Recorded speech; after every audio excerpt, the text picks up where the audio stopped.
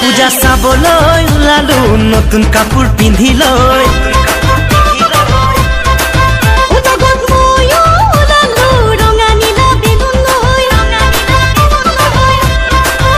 পূজা চাবলৈ ওলালো নতুন কাপোৰ পিন্ধি লৈ